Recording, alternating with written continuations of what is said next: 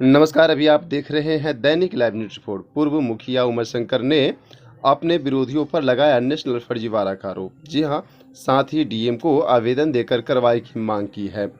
मामला पूर्वी चंपारण जिला के ढाका प्रखंड अंतर्गत गहई पंचायत की है, जहां पर पूर्व मुखिया उमाशंकर यादव ने अपने विरोधियों पर नेशनल फर्जीवाड़ा का आरोप लगाया। उमाशंकर यादव ने बताया कि विगत पंचायत चुनाव में राधा कुमारी ने गहे पंचायत से मुखिया पद के लिए चुनाव लड़ी थी। उनका गहे पंचायत के मतदाता सूची में वार्ड नंबर 7 के क्रम संख्या 464 पर नाम दर्ज है। वही नाम नेपाल के विधानसभा के मतदाता सूची में 789 पर नाम दर्ज है, जिसके लेकर डीएम व बीडीओ को आवेदन देकर कार्रवाई की मांग की है। आइए आपको सुनाते हैं आगे उन्होंने प्रेस कॉन्फ्रेंस जारी कर क्या बताया।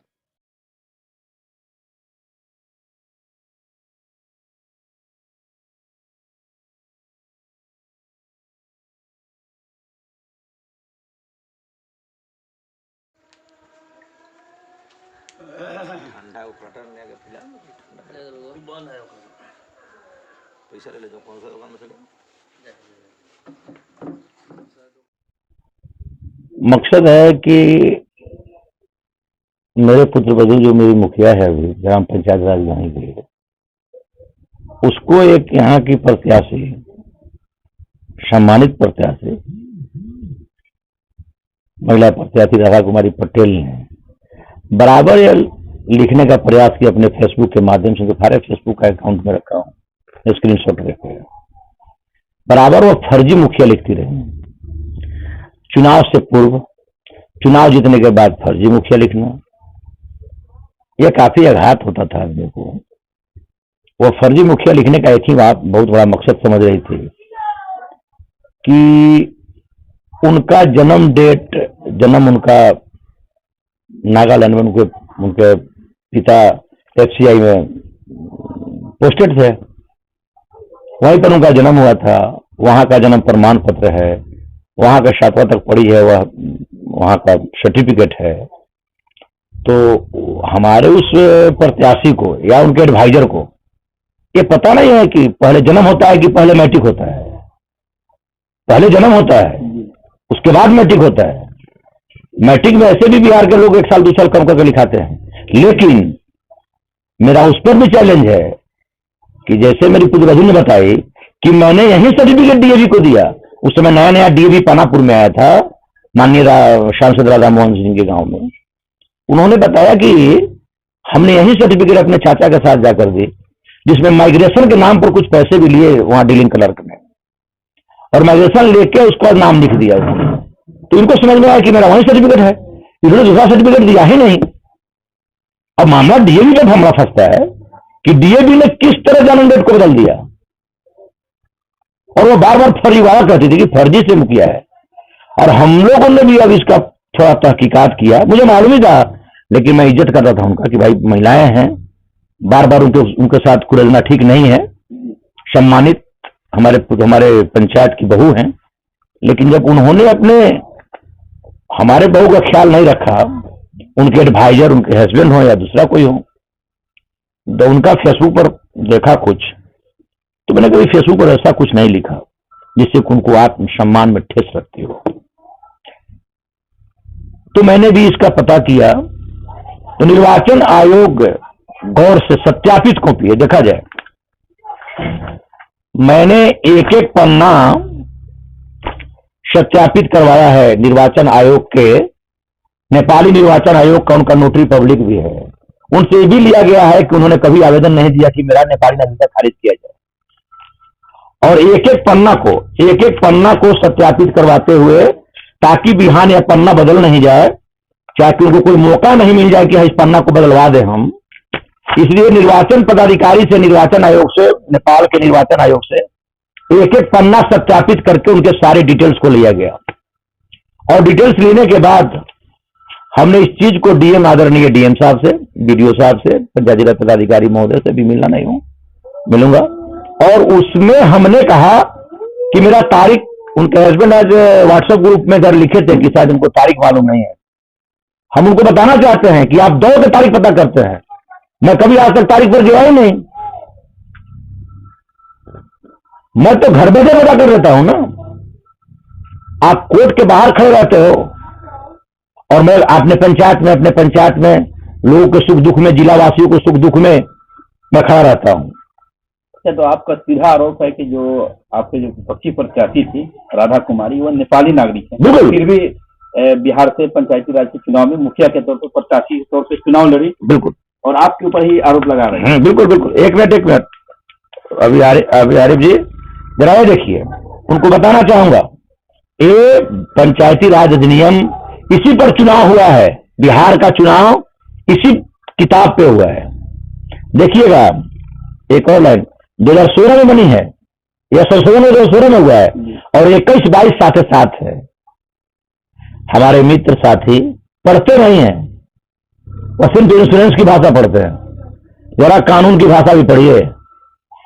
कानून की भाषा में पढ़ते और किसी अच्छे लैयर से बात हो जाती जहां पैसे टालने की बात नहीं होती है। लैयर कोई कहता है चुनाव मारते हैं।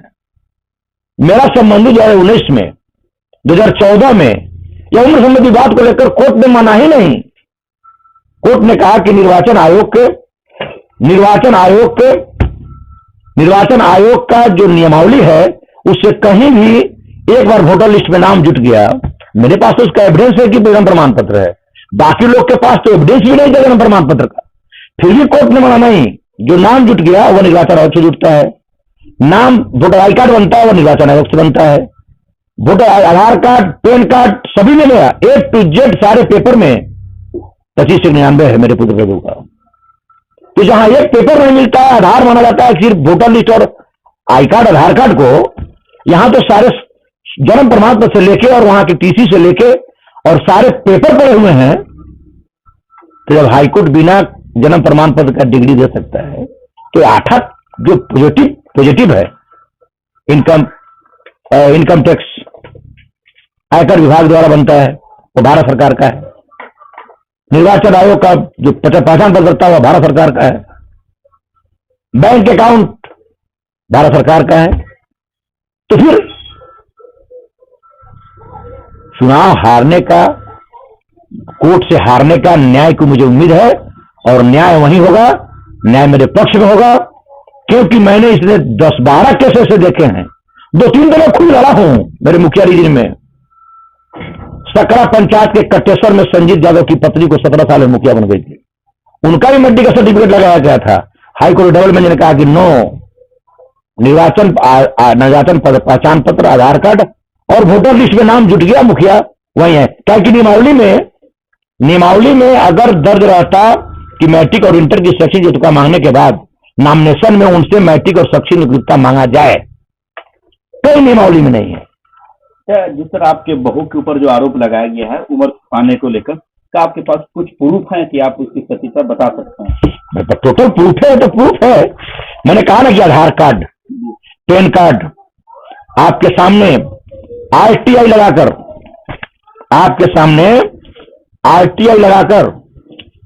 RTI से जवाब आया नागालैंड सरकार का। जिस विद्यालय में पढ़ी है 7वां तक उसका जवाब आया है, जहां जन्म ली है उसका जवाब आया है कि 25 से 99 को रागिनी कुमारी वहां जन्म लिया, नागालैंड के दीमापुर में जन्म ली है। नागालैंड के Vidya Niketan Vidya Bhavan higher secondary school में उन्हें 2012 में अपना पहला क्लास में नाम लिखाया, और 2016 में वहां से 12 और 25 99, हाँ 6 में नामांकन हुआ उनका, 5 में जन्म प्रमाण पत्र मिला, 5 का जन्म प्रमाण पत्र भूल गया, 8 में फिर उन्होंने अप्लाई किया, फिर 8 में लिया, और 2006 में उनका पहला क्लास में एडमिशन हुआ, 2012 में 6ठा क्लास 7वां क्लास पास करके, और उन्होंने क्या बोलते हैं 14-12-12 को वहां से टीसी लिया और यहां आकर अपना नामांकन कराई इसी परिचय पर, इसी पर। अब उन्होंने DAB ने पैसा लिया, क्या किया नहीं किया, कैसे बदल दिया। इनके चाचा थे जो पढ़े लिखे नहीं थे, उन्होंने साथ गए थे, उन्होंने जो कहा वो माना, और उसके बाद कैसे बदला है मुझे मालूम नहीं है, ना उनको मालूम है। इसलिए जब यह मामला उठा, संज्ञान में आया, तब तक कुछ पेपर भूल भी गए थे, और यह RTI से जवाब आया है जो आप भी पढ़ सकते हैं, जो साफ साफ शब्दों में लिखा गया है कि इनका जन्म प्रमाण पत्र, जन्म डेट 25 से 99 है। अब RTI से ज्यादा कोई खुलासा तो सीबीआई जांच करवा लिया जाए, क्या दिक्कत है, हमको कोई दिक्कत नहीं। लेकिन आप आरिफ जी समझिए, ये वार्ड नंबर 7 विक्रमपुर का है, इनका 464 पर इनका राधा कुमारी पटेल दर्ज, 464 पर राधा कुमारी पटेल का नाम दर्ज है। देखिए, ये 464 पर राधा कुमारी पटेल जी का नाम दर्ज है, तो हिंदुस्तान के मैंने 7 नंबर वार्ड में।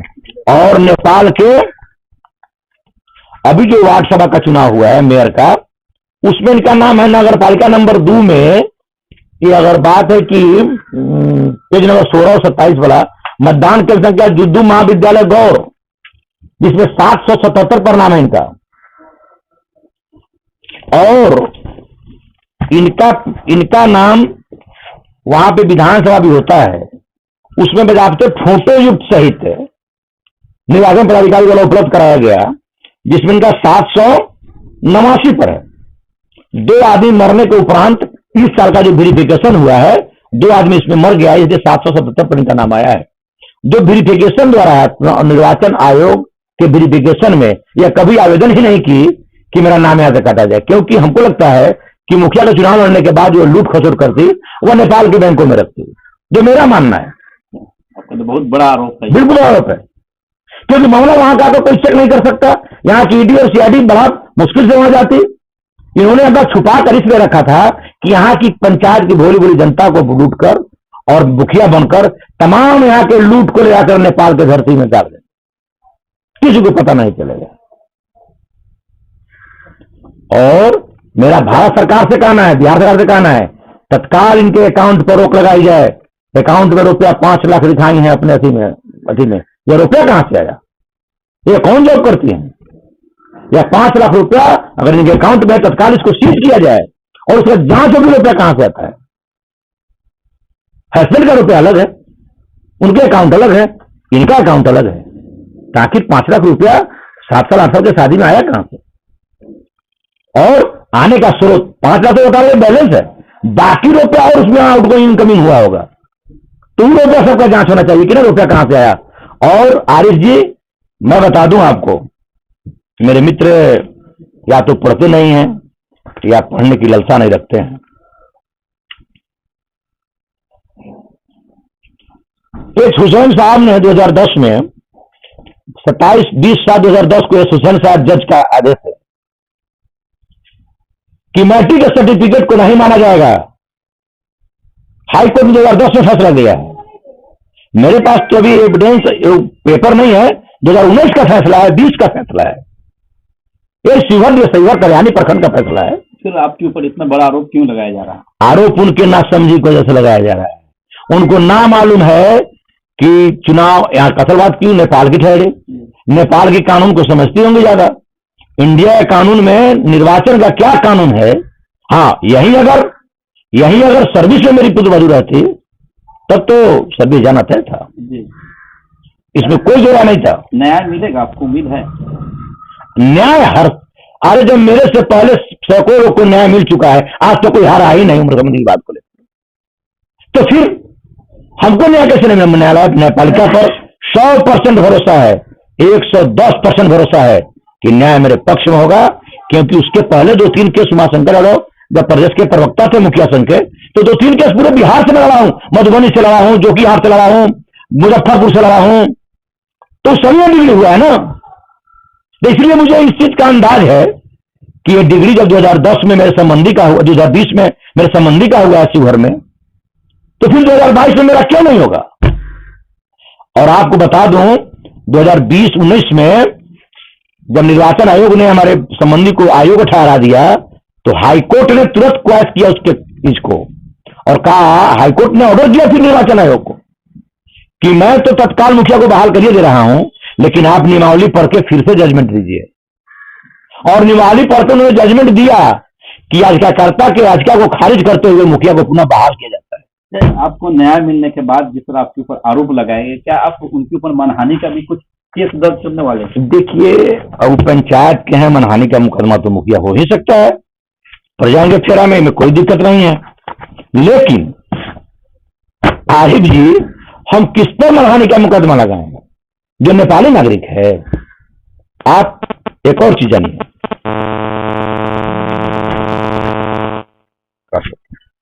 एक और चीज जानिए आप।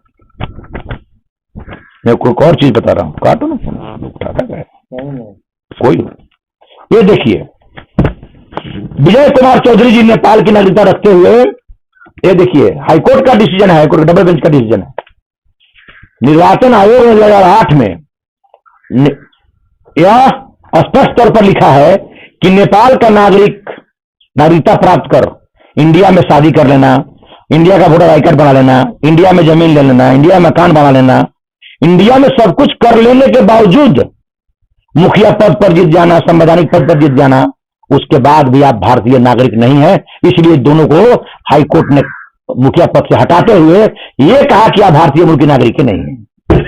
तो जब हाईकोर्ट डबल बेंच और सिंगल बेंच का ऑर्डर है, एक नहीं 6 ऑर्डर है, तो सबसे पहले उनको साबित करना होगा कि भारतीय मूल के नागरिक है, तब तो मुझे केस बनता है ना। आज तक सर्टिफाइड कॉपी नहीं मिल रहा था, मैं 2 महीने से प्रयास में था, लेकिन सर्टिफाइड कॉपी जब तक नहीं मिल रहा था तब तक मैं इसका खुलासा नहीं कर रहा था। और तो और इनका कुछ निजी कामों का भी इसका ऑडियो मेरे पास है, लेकिन जिसने दिया अभी रोक लगा रखी है। मैं उसका भी रोज खुलासा करूंगा, और खुलासा करूंगा एक और चीज का, जो इन लोगों के साथ क्या है क्या नहीं है, पटना में क्या होता है नहीं होता है, क्या होता है, ये सारी चीजों का जब एविडेंस मिल जाता है, क्योंकि कुछ एविडेंस लैब में जांच के लिए गए हुए हैं और कुछ एविडेंस लैब से जांच होकर आ भी गए हैं, तो वो खुलासा होगा। फिर आपको बुलाऊंगा, आपके चैनल के सारे साथियों को बुलाऊंगा, और फिर आपको खुलासा करके बताऊंगा कि इसके बाद क्या होगा। क्या लगता है उमाशंकर जी, आने वाले समय में आपके पंचायत में एक बहुत बड़ा धमाका भी होने वाला है? बिल्कुल, जिससे आपने इस समय अपनी बात को रखा है। बिल्कुल बिल्कुल, वह धमाका होगा ऐसा कि धमाका के बाद अंदाज आ जाएगा कि हाँ, किसी को छेड़ने का, किसी को गलत में बिना जानकारी के छेड़ने का क्या होता है। हमें एक बार छेड़े हो, हम 100 बार छेड़ना जानते हैं, लेकिन हम सम्मान पूर्वक और सम्मान शब्दों के साथ। मैं पढ़ा लिखा हूं, जितना दिन का उनका उम्र नहीं है उससे ज्यादा मेरा पॉलिटिक्स में उम्र बीत गया, राजनीति में समाज सेवा करते करते बीत गया। देखे होंगे रातों रात पैदल करते थे लोग। उमाशंकर यादव सिर्फ 4 दिन से 5 दिन पंचायत में घूमा, और हमारे विश्वास पे हमारे बहू को लोगों ने मुखिया बना दिया। हमारी जनसंख्या 200-150 है, 200-250 जनसंख्या है, फिर भी विश्वास किया, इसलिए कि समाज सेवा मेरा फितरत रहा है बचपन से। गरीबों के हक हकूक की लड़ाई के लिए यहां से लेकर प्रखंड तक धारणा प्रदर्शन, और प्रखंड को झुकना पड़ा है। राशन और किरासन के मामले में सारे पंचायत लोगों को राशन बनाने का काम अपने रीजन में लड़के और झगड़ के बैठ के जनता दरबार लगा के और मैंने एट ए टाइम मैंने करवाने का काम किया था एसडीओ साहब से। इसलिए जनता, यहाँ की गरीब जनता जानती है कि उमाशंकर यादव गरीबों के साथ जीने और मरने के लोग हैं, मरने वाले लोग हैं। उमाशंकर जी, जिस तरह सोशल मीडिया पे आपके जो बहू जो मुखिया है उनको लेकर कई तरह की प्रतिक्रियाएं आ रही हैं, इस पे आप क्या कुछ कहेंगे? देखिए, प्रतिक्रिया उसी की आती है जो किसी पद पे हो। बिना पद का कोई प्रतिक्रिया, बिना पद का किसी का कोई नाम लेना ही नहीं चाहिए। उनको प्रतिक्रिया करने वालों को समझ लेना चाहिए कि वह कितनी भाग्यशाली है कि आने के साथ पंचायत चुनाव में नॉमिनेशन दिया, और नॉमिनेशन के साथ पूरे लोगों ने कहा कि आपको घूमने की जरूरत नहीं है, हम खुद आपके यहाँ आएंगे। और बगल में जय जी बैठे हुए हैं, इन्हीं का बेटा किसी कथी में है, बीएसएफ सीआरपीएफ में इनके बेटा का नौकरी हुआ था। इन्होंने एक सम्मान समारोह किया था, और सम्मान समारोह में ही मुखिया पैदल घूमते घूमते पहुंची, और सम्मान समारोह में पूरे पंचायत के लोग आके उन्होंने कहा कि हम आज ही आपको मुखिया मान लिया, आपको मेरे आने की जरूरत नहीं है। आप हम समझ सकते हैं कि आप पढ़ी लिखी महिला है, आपका सम्मान है, और उन्होंने उसी के आधार पर वहां से वोट की अपील की, और अपील के बाद चुनाव के रिजल्ट के दिन सर्टिफिकेट के लिए गई। उमाशंकर जी, जिस तरह से सोशल मीडिया पर जो लोग हंगामा मचाए हुए हैं, वैसे लोगों को आप क्या कुछ संदेश देना चाहेंगे? हम तमाम उन भाइयों से कहना चाहेंगे, तमाम उन छोटे भाइयों बड़े भाइयों, अभिभावक हों या कोई बहन समान हो, बेटी समान हो, सभी को कहेंगे कि किसी के बहकाव में नहीं आना चाहिए। बहकाव में आने के बाद एक तो तुम्हारा आपसे मेरा संबंध खराब होगा, थोड़ी तकलीफ हमें भी होगी। हाँ, जानकारी रखो, अगर जानकारी पुख्ता है तो सोशल मीडिया पर लिख देने में कोई दिक्कत नहीं है। सोशल मीडिया को जानना चाहिए कि सोशल मीडिया में लिखने वाले लोग पहले जान ले। अभी साइबर क्राइम का मामला आता है, हम एक आध पोस्ट पढ़ते हैं जब हमारी प्रत्याशी छोटी है, राजकुमार छोटे हैं हमसे, तो सोशल मीडिया पर लिखती है तो अनाप शनाप बच्चे लिखना शुरू कर देते हैं। कुछ लोग बच्चे का नंबर मुझे मालूम आता है, मैंने डांटता हूं। दोनों तरफ से प्रतिक्रिया आती है, आपके जो समर्थक है उधर, आपके जो उनकी तरफ से भी। तो मैं बराबर कहता हूं कि सम्मानजनक शब्दों में उत्तर दो, ये नहीं कि गलत सलत किसी महिला के साथ गलत सलत बोलो। हालांकि जो टेलीफोन करके अपने गांव में कहती भी हैं, उसका ऑडियो भी है कि हम आपके गांव की महिला हैं, आप भी कुछ लिखिए, आप लोग भी कुछ लिखिए, उनके खिलाफ कुछ लिखिए, लेकिन ऐसा लोग लिखता होता नहीं है, जबरदस्ती लिखवाया भी जाता है, लेकिन लिखता नहीं। इस पंचायत के लोग इतने भोले भाले हैं और इतने समझदार हैं कि नेपाली के बहकाव में नहीं आए। मुझे नहीं, इतना कम बड़ी बात है क्या? और सबसे निचले स्थान पर ही डाला, एक आध भी ऊपर नहीं, सबसे निचले स्थान पर छोड़ा। उन्हें समझ चुका था कि लूटने आई, यहाँ की जनता समझ चुकी है, बाकी उनको अपना समझना है, समझते रहे। और बाकी में तुरंत एक और उनका खुलासा करने वाला हूं, बहुत जबरदस्त धमाका होगा इस पंचायत के लिए। हालांकि कुछ लोग तो कह रहे हैं कि छोड़ दीजिए, नहीं, अब इतना ही है कि 12 को तारीख है। आज उनके हस्बैंड व्हाट्सएप ग्रुप में ऐड है, क्योंकि तारीख का पता है कि नहीं, मुझे पेपर का भी पता है और तारीख का भी पता है, और न्यायालय क्या करेगा वो भी पता है कि आज तक कोई हारा नहीं है। और हमारे पास जिसके पास कोई कागज नहीं है, सिर्फ वोटर आई कार्ड और वोटर लिस्ट से चुनाव जब वो या न्याय जीत सकता है, तो मेरे पास तो 8 ऐसे आवेदन हैं, 8 ऐसे प्रूफ हैं। उस प्रूफ को न्यायालय कैसे अलग करता है? उमाशंकर जी, चुनाव से पहले ही आपने हमारे चैनल के माध्यम से एक वादा किया, दावा भी किया था कि सूरज इधर से उधर उग सकता है, लेकिन हम चुनाव हर हाल में जीतेंगे, मुझे कोई नहीं हरा। अब चुनाव भी जीते, और आपने एक और दावा किया कि पूर्वी चंपारण से बबलू देव ही राजद के उम्मीदवार होंगे, उन्हें भी टिकट मिला। आज एक बार पुनः भी आप दावा कर रहे हैं कि यहाँ इस केस में मुझे न्याय हर हाल में मिलकर रहेगी। आखिर मैं कह रहा हूं कि देर है, ईश्वर घर में देर हम देते, हमने सत्य बनाया है, सत्य में उसका जन्म वहां हुआ है, उसका जन्म प्रमाण पत्र है, सत्य में आधार कार्ड है, आई कार्ड है, तमाम चीजें मौजूद है, और मैंने उसी को लेकर वोटर लिस्ट नाम लिया है। तो मैं फिर सत्य से, जब सत्य से सत्य ही हार जाएगा, तो आपको बोल दिया आरिफ जी कि पहले जन्म होता है कि पहले मैट्रिक होता है? जन्म के बाद पहले पहला क्लास है कि पहले मैट्रिक क्लास है? पहला क्लास के बाद आप भी जानते हैं कि मैट्रिक में 1 साल उन्होंने कर लेता है, कोई कर लेता होगा, लेकिन हमारा इंजाम डीएवी पर है कि उन्होंने कैसे मेरे सर्टिफिकेट को 2599 को 2002 किया, क्या दूसरा सर्टिफिकेट लगा दिया कहीं से जाली फाइलिंग? जी सर, आप एक लगा रहे कि नेपाली नागरिक होने के बावजूद चुनाव लड़ गई, आपके ऊपर आरोप लगा, तो क्या आप लोगों ने पहले से इनके ऊपर कोई आरोप नहीं लगाया था कि आखिर एक नेपाली नागरिक चुनाव कैसे लड़ गई? देखिए, हम लोग चुनाव मुखिया गांव पंचायत के जितने भी सम्मानित प्रत्याशी थे, सभी लोगों ने यह तय कर देगा तय रखा था कि कोई जीते कोई हारे, प्रेम से हमारा पंचायत चलता है।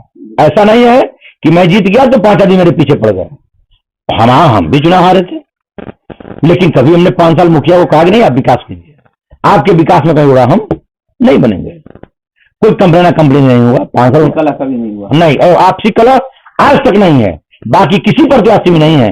ये अभी नया शुरुआत की है राजनीति का, ABCD का ज्ञान है कि नहीं है मुझे मालूम नहीं है। जदयू की नेत्री है, सम्मानित नेत्री है। अब जदयू फैसला करे कि नेपाली नागरिक उनको नेपाल से हायर करना है नेत्री को, कि बिहार में है कि नहीं है। लगता है कि एक पार्टी बेसिस से भी लड़ाई चल रही है, नहीं। तो फिर यहाँ तो बाकी लोग जदयू के हैं, हमारे वीरेंद्र भाई जदयू के हैं, पंचायत के प्रखंड के प्रभारी है, संजय सिंह पटेल हैं जो विधानसभा प्रभारी है नगरियागंज के, जिला के टेक्निकल समिति अध्यक्ष भी हैं। हमारे बीज किशोर भाई भी जदयू से बिलोंग करते हैं, भाजपा से बिलोंग करते हैं। हमारे बीज किशोर चाहे पूर्व में जो मुखिया रह चुके हैं वो भी जदयू से बिलोंग करते हैं।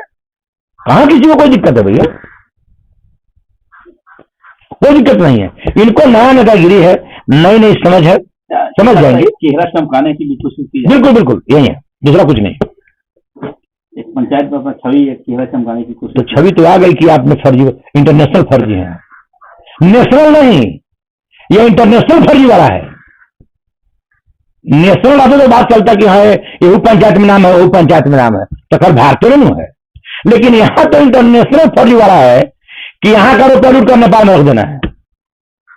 आज अब क्यों सुनेगा, नेपाल में भाग जाएंगे। अब इंडिया इंटरपोल अपना समझते रहे कि हाँ नेपाल से पकड़ जाएंगे।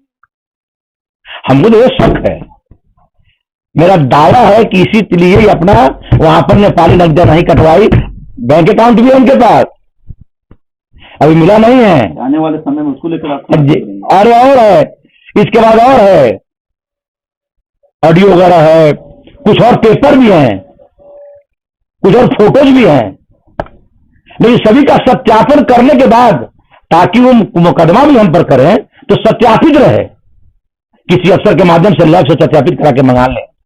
गया लैब में सत्यापित हो क्या रहा है, फिर जारी करूंगा आपके सामने उसका ऑडियो वीडियो सब। आपसे बात करने के लिए बहुत बहुत धन्यवाद आपको। चलिए आरबी, आपको भी बहुत बहुत धन्यवाद, आपके चैनल को भी धन्यवाद, आपके श्रोता को भी धन्यवाद।